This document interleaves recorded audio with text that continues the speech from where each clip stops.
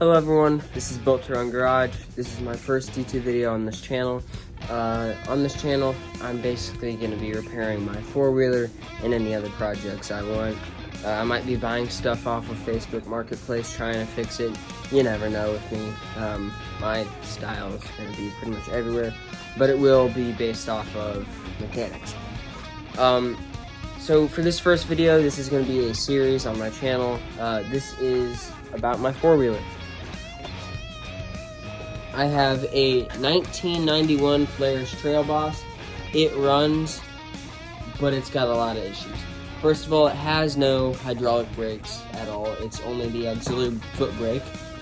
And second of all, the carburetor ate itself. I was riding it, made a really weird sound, and then it died. So I took the carburetor off, and the carburetor is junk. But that's my four-wheeler. It's got a lot of upgrades. I put turn signals on it, made it street legal, so it just needs to run. Now,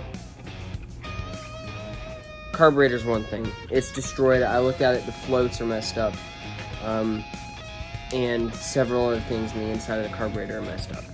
So I'm gonna have to buy a new one of those. And another problem is there's a pinging sound inside the engine. Now, I don't know if that's because the cylinder is, if it has some play in there. I don't know if that's just, the carburetor that's messed up. Or I've looked inside the carburetor hole where the carburetor slots into, and the cylinder looks jacked up. It's got some streaks down it. Or no, not the cylinder, the piston. It's got some streaks down it. It's not running that good. It doesn't look good. It just, I'm gonna have to crack open the engine probably. But I thought I'd buy a new carburetor and fix it because, well, it doesn't work. Things that I've done to this, I put turn signals on it, made it street legal. I fixed the reverse on it, and I put a new electric starter in it because the electric starter didn't work. I broke the choke on it. I'm gonna have to buy a new choke cable. But yeah, that's the four-wheeler. And in today's video, it's gonna be a relatively short one. We gotta fix the air box. Whenever I bought this thing for my uncle, we drilled a hole into this. I don't know if you can see it. Yep, there it is. We drilled a hole into this, and it went through this. Now, the problem with that is the air that should be going through the filter is going to be coming through that little hole. And the inside of the air box is squeaky clean. It was very nice. It looked like it was brand new.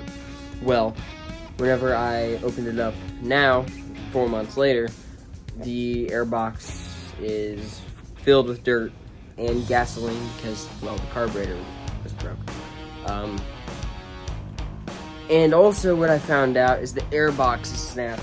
I have this right here. This connects to the air box, which then connects to the engine. And, well, I took the air box apart. I took this apart so I could wash the inside of it today while I'm waiting for a new carburetor to get here. And this came out. This is part of the air box.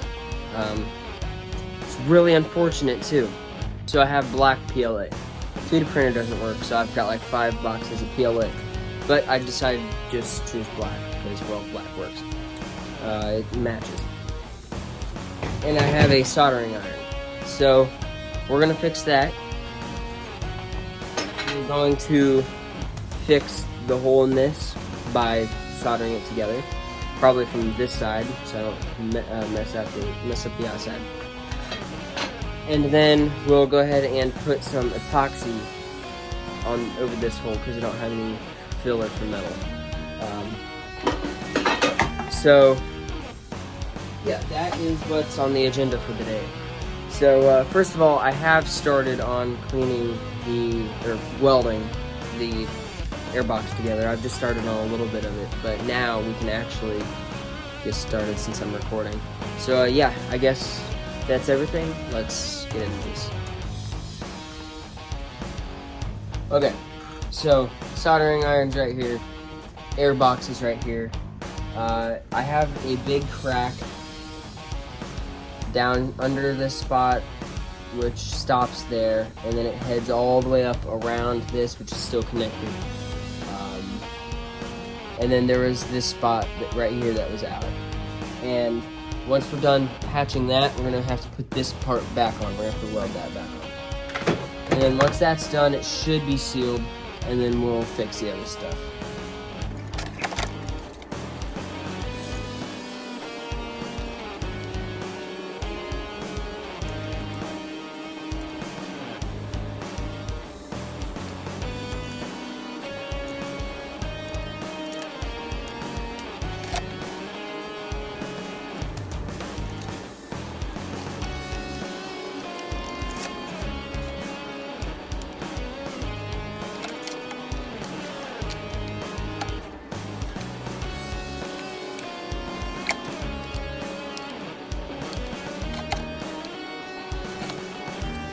Alright, this part is now back on, but we're going to take some PLA and just go over it just to make sure it's airtight.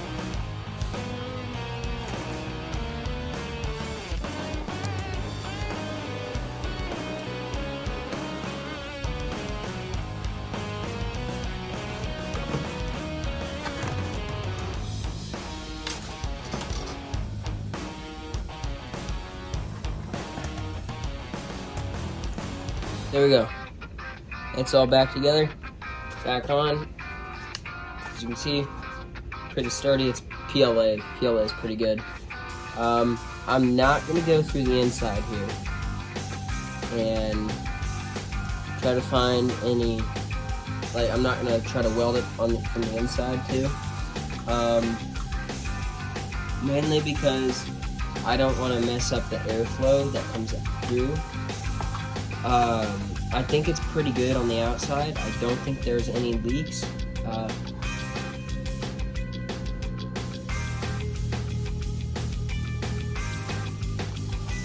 I can check that by blowing air in here.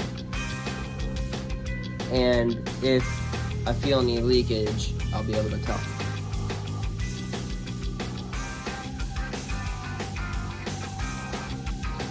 I'm not feeling anything, so I think we're good. So now that that's back on, all we have to do is get that soldered, and then we will test fit this and make sure it fits on there correctly.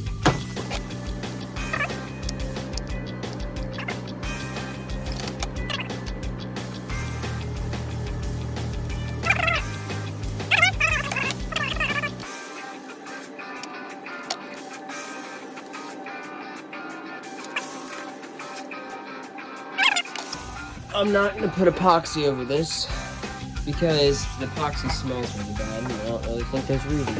I'm just going to see here, I don't know. Yeah, it's not hot enough to melt metal. What I could do is take some low melting level metal and put it over it. Like here, part of the carburetor, you can take that metal. I know that just fell out. I'm not gonna need it though because, well, the carburetor is destroyed. But that little fix there and that plastic should be more than enough to keep this working and working well. So that's now fixed. Let's go ahead and see if this will hold air.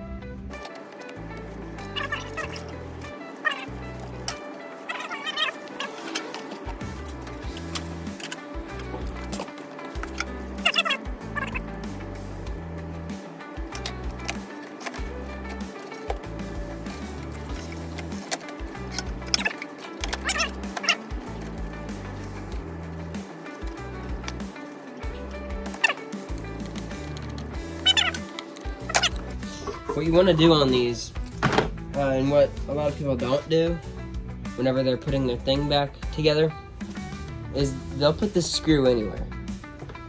You really don't want it anywhere, because whenever you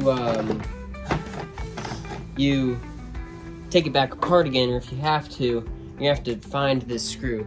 There was a really hard screw to get on the engine side of the carburetor, and I fought like hell to get it out. Eventually I did, but I had to find a way to loosen it and then move it, and it's really easy. Just whenever you're putting it back together, stick it on there and then tighten it in this upright position, so whenever you're down there you can just, you can just unscrew it. And I have this tightened. This is probably about as much as it needs. It doesn't need any more. And I don't know about down here. I'll go ahead and search that up, and if I have to, I will go ahead and seal it up. I'm pretty sure I'd have to. I don't know why I wouldn't. But it looks like it's machined, so I'll go ahead and search that up.